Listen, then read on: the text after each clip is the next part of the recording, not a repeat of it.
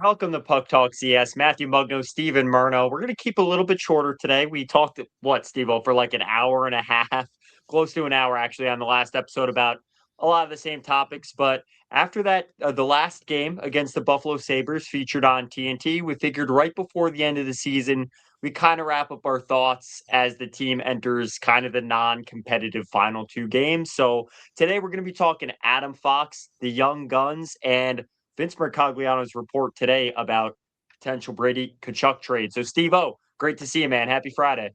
Yeah, happy Friday. Let's do it. Let's talk some puck. And I know we got our schedule, but I just want to say really quick, you know, the winning with this team is great. It gives you a little bit of hope.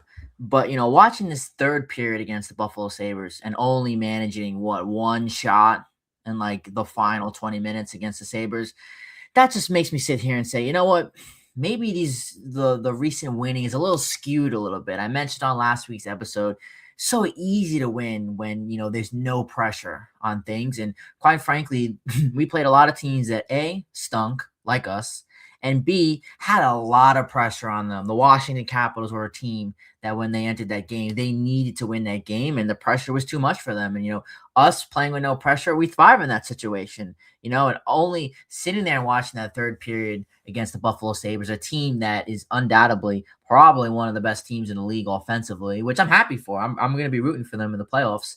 But I'm sitting there and I'm saying we still have a lot of work to do. Like, this team is far off from being competing. Step in the right direction. Yes, I agree. But we still have a lot of work to do. And you know that.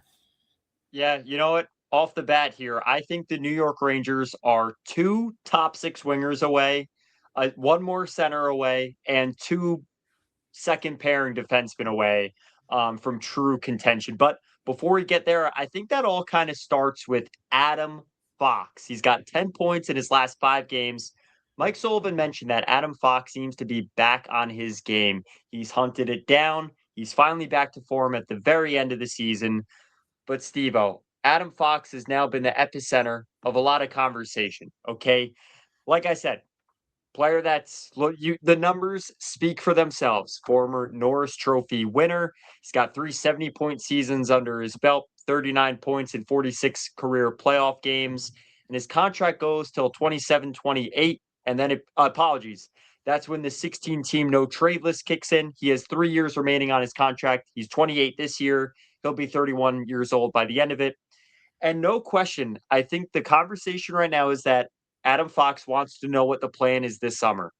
I think this summer and this rebuild slash retool is going to be decided in the 5 day span from June 26th, which is the round one of the NHL draft, to July 1st, free agency. And I think that's going to decide where are these kind of players like a Trocheck and Fox, are they out? Are they in with the plan? And I think that's going to have to do with what players they draft, what draft position they end up getting. If they use that to trade for something else, don't know. That all lies ahead, and that's an unknown. But for right now, Steve, I want to know your thoughts about, do you think Adam Fox finishes his career a New York Ranger? Tough. That's a tough question. At the moment, I think there were definitely question marks as to Fox's status with this team, and I think he was initially non-committal upon his return in the future. But I think his latest comments have kind of cooled that fire out and those flames. He's going to be set to return for another season. And especially where the youth movement is kind of helping the team pick up wins here in that final stretch, which has driven that, and I kind of like that. But you got the sense here that, early on in the season, we go back. It's a time for reflection now. Season's over. You kind of thought the season, hit a major roadblock once two players went down. And that was Igor Shesterkin and Adam Fox, and that kind of, set the start of the retool era here, and the letter and all that followed that. But once Fox came back, and Igor too, that just shows you that both of their importance. Play improved big time. We started stacking up wins. Fox, I think we've beat this around so much on the last few episodes here. I mean, I think we talk about Adam Fox way more than anyone else does. in in New York Rangers podcast land. But Fox's presence has been greatly felt, especially his scoring production. I mean, listen, he missed 27 games this year, and he went on the IL twice, and he still ranks as one of the top defensemen, in power play situations. And you look at all the categories and the numbers. I mean, look at them in front of you. He is still scoring and putting up numbers at that level. So that's the type of production that we really missed during those 27 games he was out. Had that not been the case, one really has to wonder. I think that really would have prevented us from falling into last place in the Eastern Conference if Fox was healthy. Igor as well. You look at those two and you say they have really dented our season. You say, how can one player, sit there and alter the course of a season? Adam Fox is that type of player. My answer is yes. I want to see him here in New York long term. However, and this is something I know you always bring up, the injuries piling up every year after year. That's a big question mark that is going to prevent me from being very committed to Adam Fox, playing the rest of his career in New York. But I'll spin it back to you. What are your thoughts on that? Yeah, the mugnothetical on this is the danger territory that you've said it a lot, and I actually want to give all you your flowers and your snaps here. You talked about the wins being counterintuitive to rebuilding with the draft selection, right? The Rangers are fourth, 29th in the league, fourth worst. They would have the fourth pick right now. They're outside of McKenna Stenberg territory. I think those two players can slot in the top six immediately. The problem with that is the Rangers still need a puck moving defenseman, a player that can move it from the back end, can bolster the back end. Um, Boy, wouldn't it be nice to have had Schaefer last year? Um, but with that, if you are going to draft a young guy like that to lead the defense or is really capable of being a number one defenseman, does that make Adam Fox more expendable? Right? Like the Noah Dobson situation that we saw with the Islanders. Adam Fox is much better than Noah Dobson all around. But I think I bring that up because does Adam Fox want to commit? He's got one more year where he's got that anchor next to him on Puckpedia, and then it turns into a 16 team no trade list. Does he try and wait out next season? All of these are question marks, but I think it's valid for you and I to talk about this. Like you said, I don't know how many folks are really talking about it. I think they've touched upon it. There's still a lot of questions on questions, but overall, I do think that Adam Fox is a piece that dictates retool or rebuild. And I think that's why I see this as so valuable. My take, I don't know if Adam Fox is going to finish his career in a blue shirt sweater. Because I feel like the Rangers have set themselves up to make decisions in a 5-day span this summer that are going to dictate a lot of their future, or at least their near future. So that concerns me a little bit, especially when we're talking about a player that 1 month ago seemed like he was sure but leaving in this offseason, or at least was unclear about what he thought about the offseason. And then in the last few weeks, he's talking more about building towards something next year. Well, that implies that he's part of that solution and equation. So, yeah, I don't know. Jury's out. You and I are going to be on the fence, I think, for this, barring any major changes, but thought it was valuable to talk about today, Steve. Don't know if you have any other comments about Adam Fox. No, I don't. I think you summed it up pretty well. I think it's going to be a revolving door, and I would actually agree with you. I don't know if I would envision Adam Fox playing his whole career in New York. I think it's still up in the air. You look at 2 years ago, and you would probably sit here and say, you know what, Chris Kreider's going to finish his career with the New York Rangers, and that simply wasn't the case. So anything can happen in hockey these days. You don't know what's going to happen. So I would agree with that. I definitely would want to see Fox past 2029, and for sure. I've always been an Adam Fox supporter. Yes, he gets very much slack on his defense and his hustle sometimes. But these are valuable questions moving forward. So they're things that we'll have to evaluate come the off season. Yeah, he's actually, I think, I'm not an algebra guy like the advanced stuff, but he's actually finished, I think, like top three def- defensive defenseman this season too. Like he's doing it on both ends, point per game, defense. He does it all. And with that, the attack has been a lot of where the youth is. I think the defense still needs some work. Drew tried that rebuild on the fly, brought in Susie.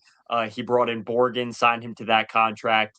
But with Schneider likely expendable this summer, Borgen could be expendable. I think there's going to be more rebuilding there. On the front end, there's already some young guys making an impact, Steve. And I wanted to ask you a question, probably the focal point of this epi.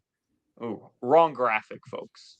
What's going on here? There we go. There's the young guns. Which guys do you think have a legitimate chance out of training camp next year? I know we're pushing it way out, but which guys do you think like this is just a moment where they've made a lineup that isn't full, isn't finalized by any means, end of the season, versus guys that could really have some staying power here? Yeah. You know that as always, that's a tough question. If I had to sit here and plug, guys into lineups for next year, I would say honestly, there's only one guy here that's a lock, and obviously that's Perot. I think he's earned that.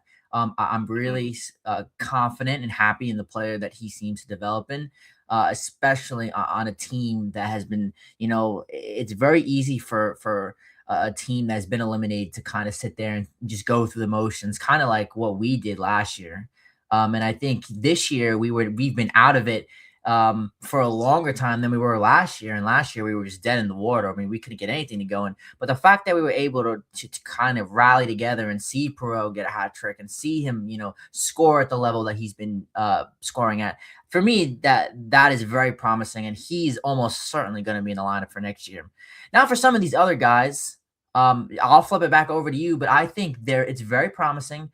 But you also got to be cautious with that. You want to go back and you look at you look at Kako and you look at Heedle and you look at all these other young players that we've had and through their first 10 games, and you say, you know what, these could be New York Ranger long stays, and you get excited, but you gotta put the brakes on here and say it's great, but at least we're moving into to training camp, and we have to be cautious with some of these guys to not put the expectation too high. Because again, in New York, expectations can really eat you up here, and the lights are the brightest, especially at Madison Square Garden. So I'm very happy with all of our young players. I think that they have all shown promise and what they can live up to. But again, that expectation, that's the word that we've been struggling with here on Broadway for the last few seasons. So for me, Perot is the only lineup lock moving into next year. But I'm curious to see what you got. Yeah, you cannot teach Gabriel Perot's IQ. Like his skating can get there, those skills we can work on. The New York Rangers can work on that. But I think for Gabriel Perot, you can't teach his IQ. He's a top six winger on a rebuilding team, and we'll see how he grows and develops, hopefully into a top sixer permanently. And then with that, I've been impressed Fortescue over there on the right, the Pearl River kid. Um, for his draft position, for what he's shown, he's a plus on a team that you could very well not be a plus on. I've been impressed with his play, and we'll see how he can cut out a role. I'd like to see him as a bottom pairing guy or a 7D potentially next year if you really bolster the defense. If not, give him the experience and give him the run. I would hope you don't have him on the hard, tough assignments every night, but we've seen Sullivan give him second pairing time and then third pairing time. So I like that for him. Sikora, I think, has played himself into definitely being a front runner for a role next season. I think Ty Cartier is another guy. He's 24 years old. I think I group him in with young guys. He's on a reclamation project, one of the better waiver wire pickups the Rangers have had. And he's come in, shown his energy. I think he's another guy that can really solidify a spot next year and be a third, fourth line guy. And we'll see what he can bring on the wing. I would prefer that Cartier isn't our two left wing next season. Robertson, I think he's been great. I think he is our third lefty next season. I like to see how he grows and develops. Like, I think the baseline of everything you and I are saying, or at least what I've been saying the last minute or so, droning on about the fact that this is a time to plug in pieces that can help bring this along, but really give time to these young guys. Like, I think what we saw from the last regime was players that at times had to, yes, earn their spot, but also were like getting played on the third line. But I want to see some of these guys get an elevated role every now and then, see what they're made of, see what Robertson can do on the second pairing at this time of the year and then compete for that in training camp. So a lot of the young guys I've been impressed with. I think Milosh is going to have the hardest time going up against Edstrom and Rempe next training camp. So I don't know how long of a run he'll have, but it'll be good competition. I think Fortescue, the thing with him, I think he needs to get stronger and bulk up this season. I think that'll be something Yeah, that'll help him out in his in the way he plays. But again, he's tall. yeah, he is. And I think experience, is something, they're gonna go through the good, the bad, the highs, the lows here at the end of the season. I think all of that for all of these players, they're so valuable. They're learning a lot actually, and they're learning pretty fast. Which again, that's the exciting part. But then you got to be a little cautious of that. A lot could happen from the end of one season transitioning into the other. Again, expectation. That's another thing. What's the expectation that we're going to be putting on some of these players going into training camp? That's going to be, something that's very big. But nonetheless, all intriguing options here. For next opening night and for years to come. It's exciting. Young guys are playing well, Steve. We're gonna get to the Vince report in a second because the other thing I want to say too is when, like you said, when we talk about expectation, it's like Cartier is playing two left wing. My hope is that you bring in at least one free agent that can provide us a safe haven from not playing Connor Sheary every night on the two right wing and bump down Cartier and Cooley to the third line. And with that said, Perot, like, I hope that they also don't sign two free agents or trade for someone else in the top six where now he's bumped out. Like, we can't afford that either. So it's going to be a very delicate mix, I think, in the offseason to both improve the team and also allow these guys to flourish in the space that they can. Yeah, and I think, listen, let's be honest. I think when you got Mika and Trocheck and JT and even Laba down the middle, I think we stack up well with any other team at the center position. So I think from that standpoint, moving into next year, I'm very happy with. I do agree with you. I do want to, add at least one free agent in there. But you also got to keep in mind that 3 out of the 4 players that I just named at center are going to be 33 years old, and older, and Yeah. and 2 of those, that's Sabanis and Miller, have no move clauses in that contract. So that kind of, locks you into that point. But if the Rangers, are going to, have a quick turnaround with their retool, you hope and you look that Zibanejad and the Trocheck and the Millers, and that kind of, that depth, along the center is going to give you, a little bit of a jolt there, because you got to be careful in the direction that you go in. Because in the NHL, year after year, you saw it with teams like Pittsburgh this year. You can easily get back into it. And the bottom line is you want to be careful because you want to hit the right buttons, but you also don't want to hit, the button that's going to turn you in the wrong direction, and that's something that is so pivotal for us. Again, we're like balancing the scales here of a retool to a rebuild. That's why this offseason is so pivotal. And it starts with an absolute must. You must nail the draft pick, in the first round. Starts all with that. Well, Steve, we'll have to wait on that. But right now, there's been some clarity to what was long thought to be a true, uh, I guess, plan of action already for the New York Rangers. And that was a report today. Thanks, Phil. Phil's always cutting these tweets up and listening to podcasts. So he's always doing that for the Ranger community on X. This is about Brady Tkachuk. And it seems like it is now well sourced that the New York Rangers plan on trying to make something happen there. Now, Steve, my opinion is I think that the New York Rangers, like if they are outside of the top 3 in the draft, do they use that pick plus to acquire a Brady Tkachuk? That's where I think this conversation becomes more relevant. If the Rangers win a game or 2 out of the next 3, and they rise again, if they land in the 5-6 spot, do you feel like there's a prospect that's good enough to take there? Do you want to take Lawrence as center? Do you want to take a puck moving deep defender like Alberts? Or do you want to try and package something and go for Brady? Yeah, you already know where I stand on this. I'm trying to package something and go from Brady. I just don't want to get my hopes on this. I don't want to get them up. I feel like this is a conversation and a player. This is obviously my number one dream player. That if I had to say, you know what, this is the one player I want on this team, it's Brady. He is him. That's the type of player he is. And so this is going to. I think this is going to get stronger and bulk up as we get more into the off season. And I think this fire is only going to grow. And I think going after somebody like a Brady, that definitely needs more of a retool.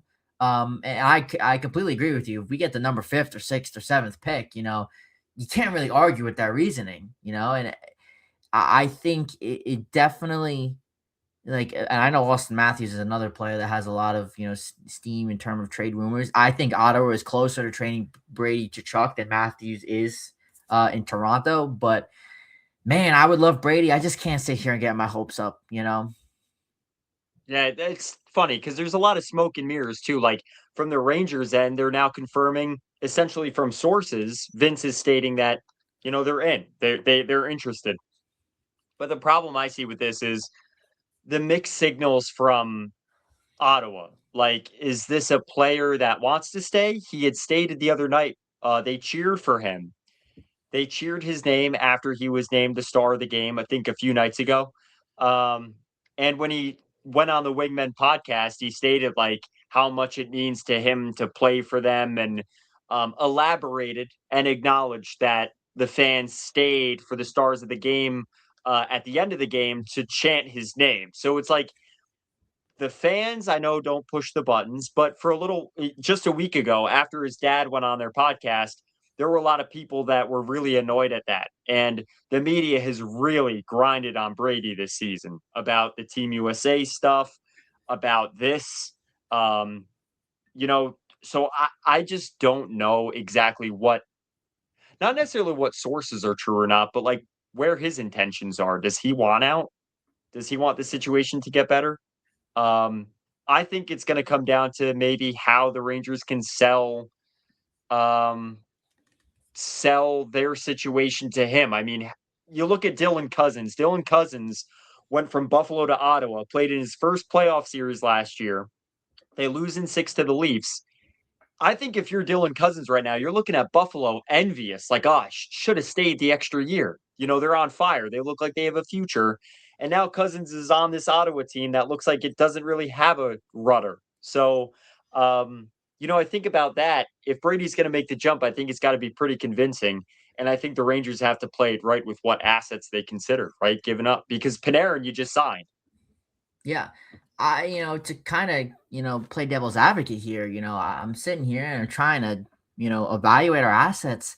I don't think we have the assets to go out there and get Brady, to be honest with you. I mean, we don't have many young NHL ready, potential stars that I think would entice Ottawa. I agree with you that I don't even think Ottawa knows what they want. I don't think they're very much, in an Adam Fox situation, but 10 times worse than this. I don't know if they haven't fully committed to him. They don't know what they want, and I think our prospect pool is probably fairly average at best, Oh, and got to be lower tier of the league for sure. probably that's the New York Ranger fan talking to me. But we do have a surplus of quality picks, like you mentioned. But picks alone are not going to get a deal done, especially with a player like Brady Tkachuk.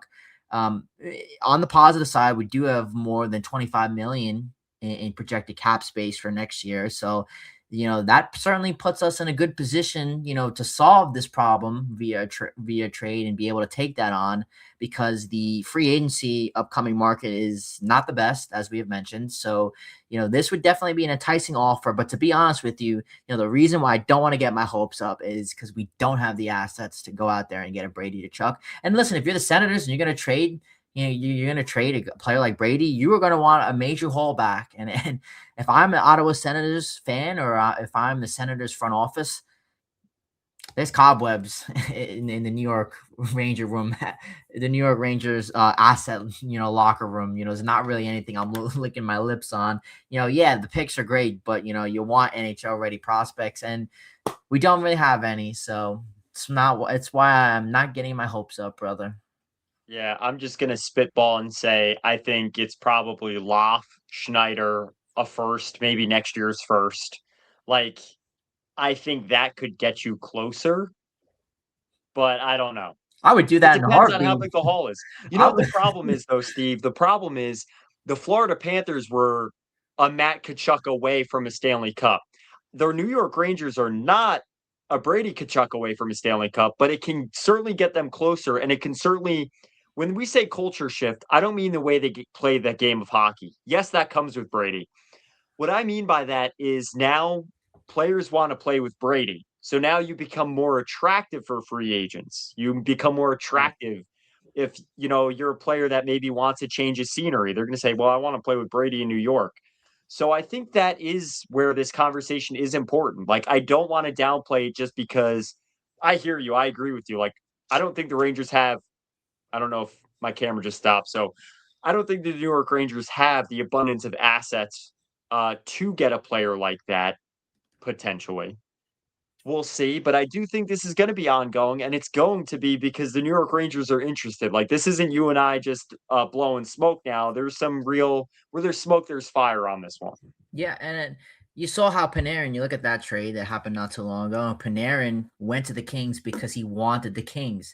I think it's going to have to be a similar. If this is going to work out, it's going to have to be a similar situation where Brady Tkachuk sits there and says, "You know what?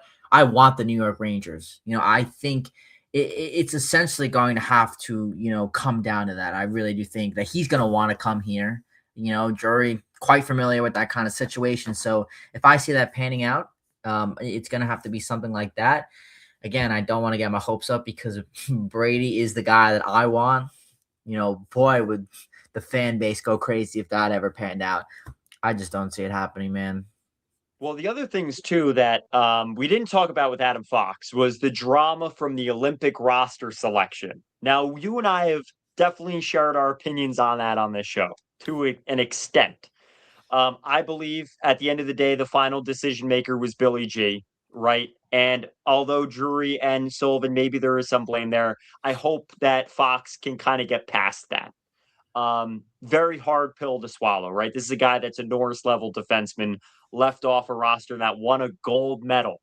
So that probably does burn a little bit for Foxy. But if Adam Fox is hopefully in at least some good graces, I mean, again, these are all mugnotheticals here, but you have to think Adam Fox played with Brady Tkachuk in the World Junior teams in 17 and 18. Like JT and Adam Fox could become pivotal players to try and recruit Brady. Yeah, I would say JT, and especially you made a big decision at this trade deadline to keep Vinny T as there as well. So you got a couple nice pieces there. To build something if you're able to go that route. But again, I just want to put that sentiment out there because I know both of us, as well as a lot of other Ranger fans, would be very disappointed if this doesn't happen. And I just think you gotta protect the feelings here because I just don't see it working out. Yeah, no, there's a reality to all this, right? Like, I think everything we just talked about on this episode is somewhat informed. We use our best judgment, but at the same time, we don't know. There's going to be a lot of time until we know, and we'll only know when things actually happen. So, a good one here. Steve and I are going to keep it light to end the season. We're gonna we're gonna do some rankings, worst losses, best wins, best performances, top three players, top three disappointments. Like we're gonna go through it all. So, but for this episode, as things were coming out about Brady, I thought it was necessary to talk about Fox, talk about Brady, and there's 3 more games left, so we'll get to see the young guys play a little bit more. We will. So whatever happens in those 3 games in the course of the offseason, we'll be here. Stay tuned at Puck Talk CS across all of our platforms. And always remember, it's just the luck of the puck.